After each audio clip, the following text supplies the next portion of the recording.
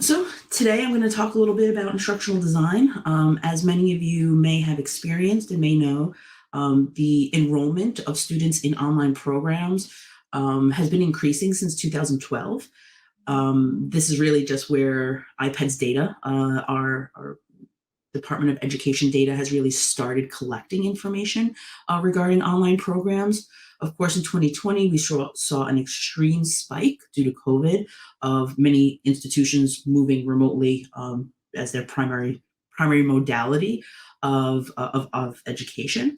More students are finding that this modality is not only really flexible, really convenient for them, but also provides additional opportunities for other students that maybe we weren't really paying attention to or really were aware of. And I'm currently a doctoral student, and I defend my dissertation, and this is part of my research. I defend my dissertation in 2 weeks, and you will see a lot of the things that I do in practice as well as part of my research. So again, a little background about myself. I am a doctoral student at Fairleigh Dickinson University's Doctorate of Education program. I do defend my dissertation on next Friday. But my full-time gig, I am an instructor for Oregon State University's College of Engineering for their eCampus. I am here on the East Coast, but yes, I do teach for a West Coast school full-time. This provides not only flexibility for myself, but the program itself allows for flexibility for students to attend from all over, not only the country, but all over the world, providing opportunities for those that can't travel to campus for whatever reason. And there's a plethora of reasons, not just restriction in travel, but restriction in time, resources, and so forth. I'm also a part-time instructor for City Tech for their College of Engineering, and I've been there about 15 years. I have taught mostly face-to-face courses there, and post-COVID, many of my courses have transitioned to either hybrid or online only. So a little bit about my research. Enrollment, as I mentioned, in post-secondary online programs and higher ed online programs has been increasing since 2012 and probably even before then, but this is really where we started paying attention and started collecting some data. My focus of research is on non-traditional learners. Typically, a traditional learner is a student that has come directly out of high school, under the age of 24, does not have a full-time job, does not have family or household obligations, and they are able to really just focus on their schoolwork. Whereas non-traditional students often have other obligations outside of the home. They come with a plethora of experience, often from just being in the workforce. Many times they have a gap in or a lapse in their educational journey, meaning maybe they already have a degree, or they've come out of high school and there's a really large gap into them enrolling in a higher ed program. And they're usually more focused and more dedicated in, I'm coming into school and I really have a mission and I'm looking to finish. Non-traditional learners have been one of the higher of the populations enrolling in online educational programs. However, they also have the highest attrition rate. So my research is really focused on how we can support non-traditional students because they are the largest group coming into online educational programs, but they're also the ones leaving at the highest rate. Some of the things I looked at is examining not only course design, but also professional development and institutional readiness. How ready are institutions and programs in implementing changes in online programs to support these cohorts? I also discussed some of the importance of self-efficacy as well as continuous improvement on the instructor and on the course development side. Some of the aspects I have kind of looked at is evaluating course design standards. The idea is, especially now, some of you may have heard that there have been some changes from the Department of Education regarding the use of Title IV funds or federal financial aid, as we know it, for online or distance education programs. They have expanded the programs that students can use their funding from, but they've also created some guidelines into what students can expect and the programs what they should be offering. Part of this is the idea behind this is to create some kind of national standards so that students that are using their federal financial aid can ensure that they are receiving a quality education program. Students who fit non-traditional learner categories often make up more than 3/4 of the population of undergraduate students, especially in online post-secondary degree-seeking programs. But what we see when it comes to policy is that often institutions, national policy, even instructor dedication often gears towards that traditional population of students. So we don't see policy, we don't see a course design that is really there to support those non-traditional students who often are the bulk of our population. Part of the framework that I have put forward and have proposed is not so rigid that it can't be flexible for subject matter, for instructor, or for institution. Um, Course design should be flexible in that it's organized, it's structured, it has certain key elements, but it's not so rigid that it can't be flexible with teaching styles, with different students. As many of you as an instructor may know, you can have the same class and have 3 or 4 different sections, and every population of students in each section may be a little different. And the ability to create a standard that is flexible for instructors to provide the things that are needed, provide the things, especially in an online course, for students to be able to self-help. And this goes towards my self-efficacy aspect. That there should be a collaboration, not only between instructional designs and instructors, but also between instructors and students. Part of the course design, in my personal course design, is that students have the ability to give uncharted feedback. Anything that they think may be an improvement, what their favorite assignment was, what their least favorite assignment was, did they feel supported, and is there anything that they can suggest from a student side that's missing from the class? Gathering this feedback directly from students has allowed me to really put forward a quality class and a quality design class, which has actually gotten a Quality Matters seal of approval. So part of my data collection, part of going through my research, was understanding the population of students. So not only did I look at data from non-traditional students, but also I really needed to look at the deficiencies because there was not a lot of data regarding non-traditional students. So one of the things I do want to launch is a poll, and let me see if I do this correctly. Have you noticed an increase of non-traditional learners in your class or in your classes? I think I did it properly, so hopefully you should all be able to see that poll. So again, looking through our non-traditional students, I'm going to launch 2 different polls I guess they show up in the chat, I'm not too sure, what's your experience, right? Have you seen an increase of non-traditional students, particularly in your online classes? And my second question is, do you feel equipped to support those non-traditional students? Do you notice a difference in needing or the support that they need to support them in their journey? Part of my research was gathering national data regarding non-traditional students, but additionally, I did have a survey that went out to about 1,000 or so students that are enrolled in online education courses.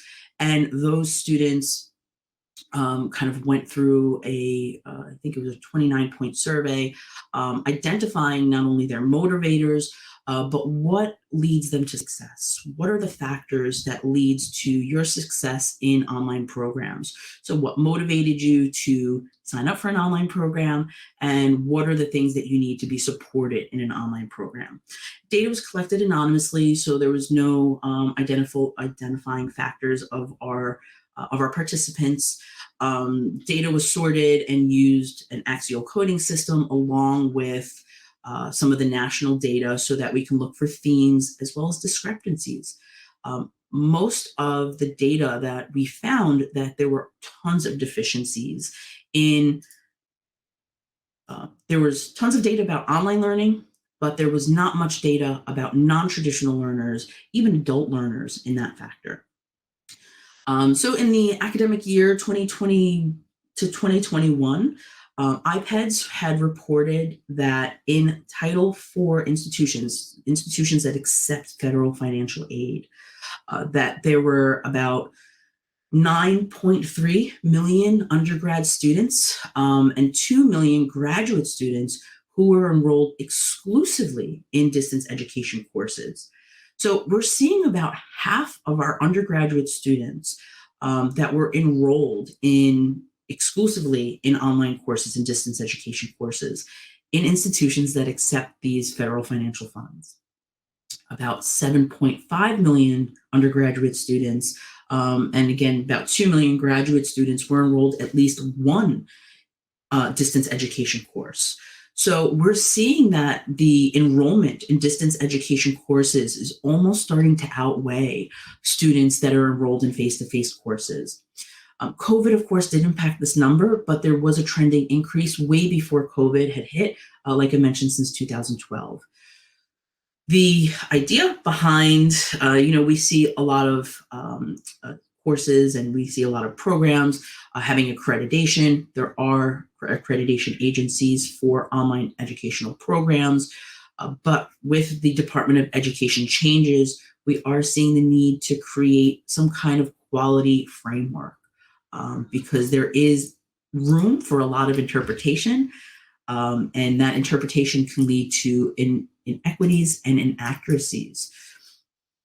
So part of instructional design is not only to adopt standards federally and nationally, but also institutional standards, right? Go back to the aspect of institutional readiness. Are institutions ready to accommodate the federal financial aid requirements for distance education programs? Are institutions ready to adopt different pedagogies and different methodologies to online educational programs, offering more educational programs? I've worked for some universities and some institutions that are very reluctant and have a great deal of pushback behind online education as a whole. And often as educators, we look at online education as almost unequal, right? Inequitable to a face-to-face education. Now, when we go back to the reasons, right, the motivators of why students are enrolling in online educational programs, flexibility and convenience is really big, are the two highest factors. But we also are seeing things, and in my research, I have found that family obligations, work obligations, as well as fitting their learning style. We often look at inclusive learning styles as being able to provide different modalities, right? Being able to provide content for different learning styles. And online learning often does this. Online learning allows for, especially for students that may be introverted and maybe aren't as comfortable speaking in their classroom. For me, I have noticed, especially courses that have been taught face-to-face, that are now taught specifically online, that engagement between students has actually increased in online educational settings. Students feel more comfortable at times to participate in the chat or to write on the discussion board, whereas in class they may be mute, they may not raise their hand, they may not participate as often. So I do see a greater participation in between students together, as well as students with the course content.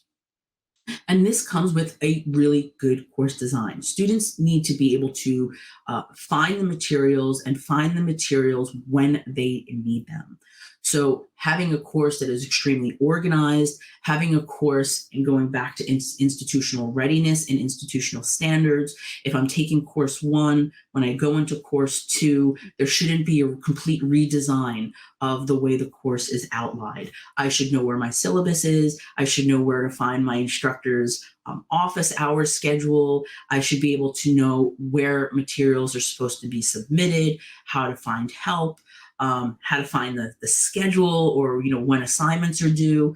These things can be standardized without affecting the faculty design or the faculty approach to their teaching. This doesn't affect how you approach your teaching, but this creates a framework for students to not have to learn every course how I should find my materials or where I should find my materials, but that this core set of materials for my class is located here, and then I can move right into learning. Part of self-efficacy is improving self-confidence. Improving self-confidence is allowing students to be able to feel like they can help themselves. To allow students to help themselves, we have to give them the tools to help themselves, right? So if we can create a course that is very structured from one course to the next, as a student flows through their program, they should be able to know, okay, well, this class, there's going to be office hours and they're here. This class, there's going to be a syllabus and it's here. This class, there's going to be a course, a schedule of all the things that are due in the course, and that's located here. These aren't things that should be a guesswork. Most courses and of course, most institutions require instructors to have a syllabus someplace, right? Where is that syllabus? Is the requirement of having not only the syllabus, but the location of the syllabus is going to be helpful for the students. Also, implementing a peer review process to maintain continuous improvement. Once a course is developed, that shouldn't be the end, right? That shouldn't be the end of the road. Courses, especially a designed course that is launched, has one term where you're going to need feedback from your instructors, if you teach the course with other instructors, from your students. If you have teaching aides, especially teaching aides, teaching assistants that have been students in your class before, they are an invaluable resource where they've been both a student and are on the instructional side. This idea of continuous improvement is really to encourage faculty to incorporate best practices at any given time. Best practices shouldn't end, right? Once your course is developed, a course shouldn't be stagnant in that there is so rigid that it can't change. If students are asking the same question over and over again, then instead of kind of getting annoyed that you're getting tons of emails regarding this one question, an instructor should step back. A course designer should step back and be like, okay, well, how can we improve the instructions? How can we improve the learning content to include the questions that are being asked? If I have one student that has asked a question, that means that there are probably other students that have that same question that just didn't have the nerve to ask it. So how can I include that question and improve my instructions, improve my question prompts for an assignment, improve my learning materials so that it's already answered? This takes time, and this often takes multiple cycles of a course being offered. As students ask questions term after term after term, these are one of the ways that we can continuously improve, by taking the things that students find confusing, by taking the things that students maybe find unorganized, and really improve that. To do that, often there's professional development that is also needed from instructors, especially if they are not really familiar with the newest practices in online education. Once COVID hit, and I'm sure many of us had very similar experiences, those that did not have experience teaching courses online pre-COVID were in a very shell-shocked state. Some institutions gave us a week or two to transition from in-person to specifically online during the pandemic. And most instructors just through their in-person approach towards online education. And as many of us know that have taught online classes, you can't just throw an in-person approach. We do need to first figure out, is this an asynchronous course? Is this a synchronous course? Is it a hybrid model where maybe there are some in-person sessions as well as asynchronous or synchronous online sessions? So how the course is going to be taught is really important in how we lay out the course materials. Going back to being able to self-help, students need to be able to find the answers when they need that. And often in especially asynchronous online courses, that could be at 2 a.m. That could be at any time that is convenient for them to be in class. And that is also a reason why convenience and flexibility is one of the highest motivators behind students enrolling in online courses. Many times, and in my own experience as an online student, the faculty and even some institutions look at online learners as someone looking to take a shortcut.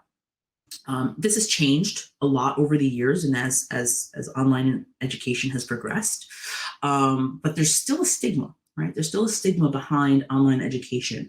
So improving collaboration between faculty, instructional designers, institution leaders, program leaders, and institutional leaders, decision makers, policy makers, is really important to change that stigma, because being able to offer online education provides opportunities for, going back to those non-traditional learners, opportunities that they would not have before. Not everyone can go off to class at 2 p.m. Not everyone can go off to class and take a 6 p.m. class.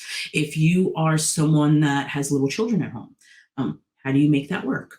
With a full-time job, how do you make that work? So most people are, especially those non-traditional learners that have full-time jobs, that have family obligations, whether they're children or whether they're other family obligations at home, we're finding that the ability and the access to education has been increased through online educational offerings. So students that would not be able to go back to school at all in a traditional format are now able to take those opportunities and actually complete degrees and actually go back and continue their education or complete their education that normally was either halted or stagnant before. By offering a flexible design, by offering flexibility in scheduling, we can offer education to more individuals, and to more individuals that don't fit that traditional student model of those coming out of high school, that don't have a full-time job, that are under the age of 24, that often don't have other household responsibilities, and can just come into school, focus on their schoolwork. They're done with the day, they do their homework, they come back the next day, and so forth. We see both of those populations in our higher education institutions. Going back to the idea of institutional readiness, the idea is to create a culture of change. So if we are establishing and embracing benchmarks and embracing the things that we should be offering to our online students, then we can improve the readiness not only of the institution, but also the faculty and the staff, as well as the students. Students' needs are changing, especially post-COVID, right? We've seen a really big shift in the mental health needs of students, of the physical needs of students, of the needs of the people that those students care for, of their employers, changing needs of their employers. So being able to identify roadblocks is some of the things that will improve the quality of our course creation, our course design, and in the long term, that idea of continuous improvement, right? So having a strategy not only for design, but also for continuous improvement throughout the existence of the course or the program. And again, kind of going through my suggested framework for kind of creating a standard is that no standard should be so rigid that it does not flex. no standard should be so rigid that it cannot be adapted for any program. So whether you're teaching computer science or psychology, the framework that the institution has should be similar and should be uniform, but not in such a way that that limits instructional aspects, right? So a well-designed course will do that, where you're putting all of your self-help information. So for example, in my course, I have a start here module. So before students go into the week 1 content, they are able to see the syllabus. They are able to see, I teach many computer science courses, and a lot of questions come in on how to cite code. Students are often given instruction on how to cite papers, how to cite materials that they've gotten off the internet, how to cite something they've gotten out of a textbook, but there's not often a lot of instruction on how to cite code. So I have a little Q&A. I have a little thing of different things that they may experience and come across in the class, and they can see, is this something that should be cited, and how do you cite it with examples? Students can refer back to that throughout the entire semester, but they are required to go through that Start Here module, academic integrity information, where to contact me, how to contact me, a very real communication schedule, right? When am I available? How am I available? What my office hours are, the syllabus for the class, the due dates for the class. Some of my classes have discussion boards that they are required to be active on, what rules I may have for my discussion boards, all of that right here within a kind of week 0 Start Here module. And then they get a short quiz. And the quiz is based off of all the things either in the syllabus or when the due dates are or anything like that, where students can actually go in and really know where things are. And they've now taken a quiz that they can take as many times as they want, but they do have to get 100% on the quiz so that they know where to find me. They know when the due dates are. It's almost like a contract between me and the student that I'm going to be available these times, and these are your expectations, right? These are the things that I'm expecting of you, and these are the things that you're expecting of me, and you're going to hold me to it. So there's a question in creating an asynchronous course. How much time do you plan? Often at least 1 full semester. So in course development, we at Oregon State University, we redevelop courses every 3 years, and a course being developed often either takes 1 or 2 terms, depending on the extensibility of the revamp of the course, right? So if it's really completely being redone and redesigned, it may take 2 semesters, 2 terms. We're a 4-quarter, so we have 4 instead of 3 semesters. We actually run off 4. So sometimes they take 2. A course that is doing some minor revisions may only take 1. But you should leave some time. This is not something that's going to happen over the winter break or something like that, right? This is something that really should be planned out, and really should be something that is organized in a way that you can work on it, and you can also improve on it and work on it with an instructional designer. So when I redeveloped my course last, it took me a term and a half, and we worked with an instructional designer, but it was redeveloped from the ground up. So it did take a bit of time to not only include content, ensure that my learning objectives were mapped directly to, we have ABET, which is a computer science accreditation requirement, as well as a back core requirement for our school. So I had to make sure all the course learning objectives met all of those other requirements, and that all of the learning materials, as well as the assessments or any assignment that I'm asking the student to do, also aligned with a learning objective. So a mapping of all the learning, it was just one big spreadsheet, and it's, module 1, and here's the learning objectives, and making sure that things aligned with it. Here's module 2 and all the learning objectives and things that aligned with it. And it was a mapping to ensure that the materials that the students were getting were not only presented in an organized fashion, but also supported the course foundation, right? The learning objectives of the course. Most importantly, creating a social community for your students, whether this is through Slack or whether this is through Teams, or some students create a Discord. Often I will encourage my students to create their own space that is free from an instructor, that they can discuss whatever they want. This, especially for non-traditional students that are not in, that don't have that social network that you may have when you're in face-to-face classes. Sometimes they just want to hear that they're not in the boat alone, right? They're also struggling. They also struggle with an assignment. They also are confused about something.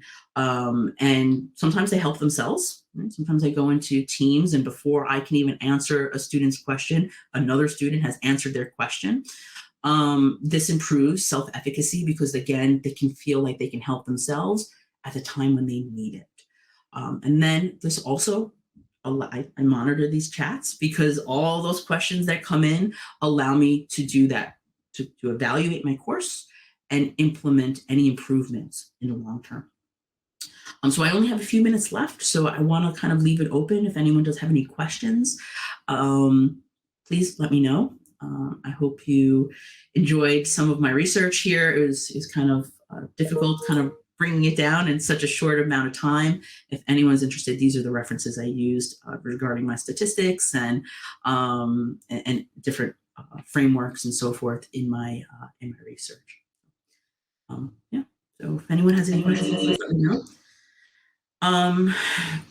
It depends. So the question was, do I find that students will use Slack first or email their questions?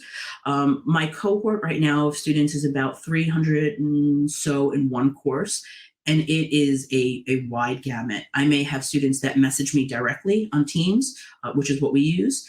Sometimes they'll email email me directly, email a few teaching assistants.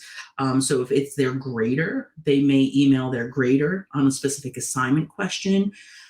I like to provide the flexibility for students to contact me in the mode that they are most comfortable with.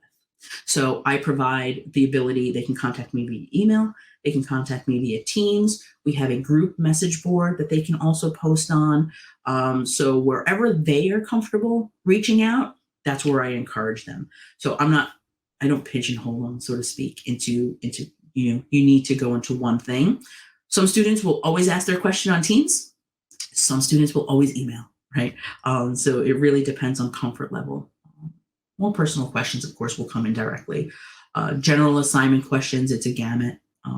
I do try to encourage them to use the general board. In some of my more technical computer science classes, we also have an ed discussion board. And that ed discussion board allows for students to ask the technical questions and work through some of the technical difficulties that they may have. And I find that students will use that first. Yeah, William, same here. As I mentioned earlier in the presentation, I'm a certified Quality Matters instructor. Well, I should say peer reviewer. My course has been certified by Quality Matters. And the idea behind that is that someone picks apart your course, right? And really just goes through a rubric style standard and picks apart all of the things that are part of your course design.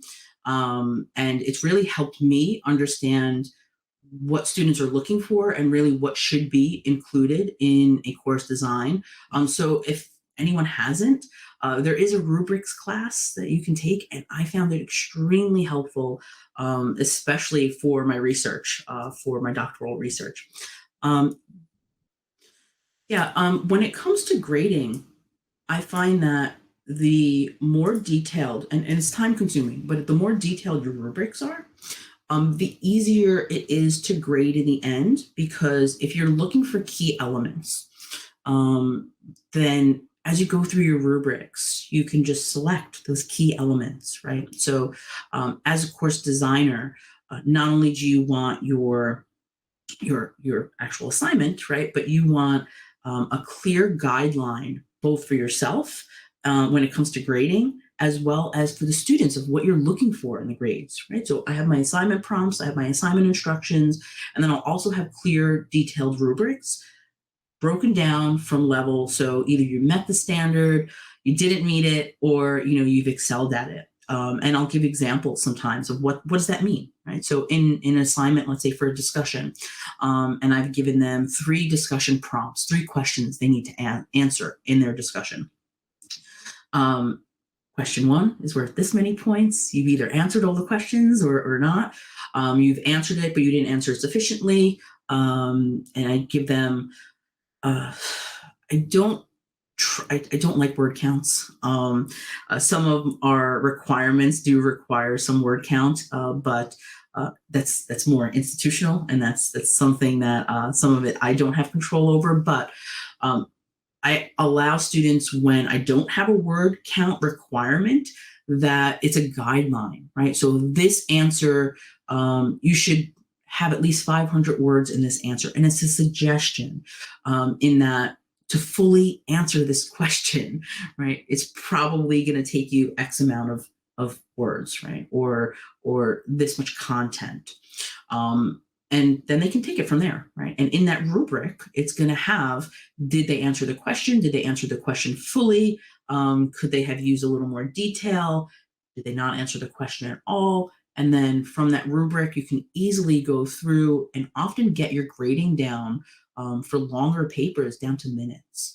Because you can read through the paper, you can look for those key elements, you can go in and select them on the rubric, give feedback, and move forward. A lot of learning, like Canvas, a lot of learning management LMSs, offer the ability for you to save feedback. So, for example, some of my technical classes, if there's a resource that I can provide, that there are common technical issues that I see students having on a particular assignment, I will already have that saved in my feedback. So when I dock points for that particular aspect on a rubric, it can also be associated with the feedback that here's the learning materials for this, here's additional resources for this, whether it's articles or something like that.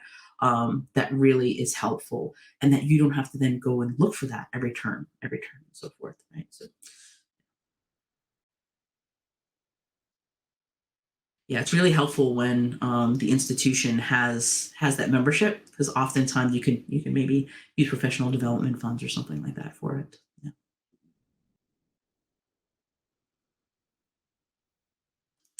Yeah. Yeah, it's great to be able to have those feedback responses saved, whatever modality you use, especially in larger scale classes. Um, it takes my level of feedback from basic to a really high quality feedback for students. And my feedback from the students that I've gotten is that they often don't find that they get that level of feedback, or that personalized feedback, in other courses. And while it is personal to them, right, to their attempt and their approach, it's something that I am able to predefine and have saved in there, and of course customize it as I need to. But the resources are there. Right? So if a student is having issues on X topic, I can have all those resources already saved and send them right out very, very easily. And students are now getting custom feedback to the issues that they had, right? I don't have to go sift through course materials or go sift back through the textbook or something like that. So yeah, it's really helpful to have that feedback saved when you can, right? So if there are a few you left in the chat, I would love to hear your approach to designing or creating an online class. Do you take a similar approach that you do your face-to-face classes? I know when I taught exclusively face-to-face, I still had an online element to my class. I still had a learning management system that had all of my learning materials. So if I shared a resource in class, I posted that resource in my LMS. If I shared a presentation in class, all of my annotations and all of my notes, I shared that with my students on their LMS. Where they submitted assignments through the LMS, they knew where to find their grades, they knew where to find their due dates. They have feedback for me from all terms. So if they want to go study for their final, they're able to pull back feedback that I had maybe on assignment 1 or exam 1 or something like that. So I was already someone in practice that created an online presence, even for my face-to-face classes. Um, so I'm curious, how do you all approach your design for an online class? Do you take a different approach for your face-to-face classes than your online courses? Do most of your courses have a synchronous aspect to it?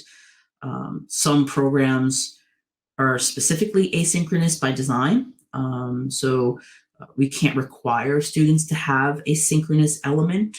Uh, Most students that don't have a standard schedule or can really um, attend sessions regularly, this would, if I was requiring synchronous meetings, then those students may not find the program as appealing as before. Right? Going back to flexibility and convenience, and often that flexibility and convenience had to do and tied into the other obligations that students had. Right, so yeah, how-to videos. I find it interesting when I do some of my how-to videos. I've stepped back from long recorded lectures and I try to record topics instead, right? So creating a step-by-step follow along rather than kind of these how-to videos is great because you do the step-by-step, right? And I'm sure, Dave, for you, you've probably had a lot less students emailing you and asking for help on that specific topic. When you have those step-by-step instructions, students can then go and help themselves, right?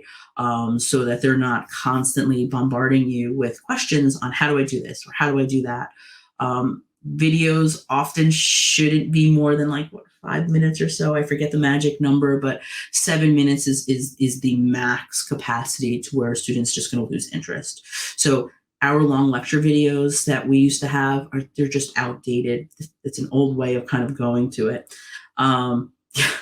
That is true, right? Whether or not they follow the steps, that is a great point there, right? So we can provide them with the tools, but they have to use the tools, right? So um, some of my students I will push in the sense that, let's say there's an assignment due today. Tomorrow I am emailing them that, hey, you've missed an assignment, and going with my late policy and all that fun stuff, that you could still submit it and please submit it by the end of today, right?